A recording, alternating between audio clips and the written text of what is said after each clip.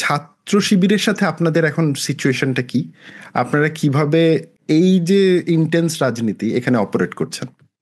অনেকগুলো প্রশ্ন একসাথে। প্রথমত, ছাত্র দলের সাথে শিবিরের কোথাও কোনো সংঘর্ষ হয়নি। 5 আগস্টের পর থেকে এখন পর্যন্ত কোথাও সংঘর্ষ হয়নি। কুয়েটের যে ঘটনাটা আপনি নির্দেশ করেছেন, সেখানে যে ঘটনাটা ঘটেছে, যে ছাত্র দলের কিছু কর্মী তারা ফর্ম সংগ্রহ করেছে ছাত্র দলের সদস্য হওয়ার জন্য। কুয়েটে কিন্তু বর্তমানে ছাত্র দলের কমিটি নাই।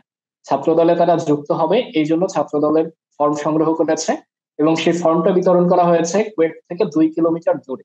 কিন্তু কিছু শিক্ষার্থী, তাদের মধ্যে বৈষম্য বিরোধী ছাত্র আন্দোলন, তাদের কিন্তু জানুয়ারি মাস থেকে সেখানে কমিটি আছে, এবং এই বৈষম্য বিরোধী ছাত্র আন্দোলনের যিনি আহ্বায়ক, তিনি ছাত্র দলের 3 জন কর্মীর উপরে অতর্কিত আক্রমণ করেন, এবং তার ভিডিও আপনারা দেখেছেন।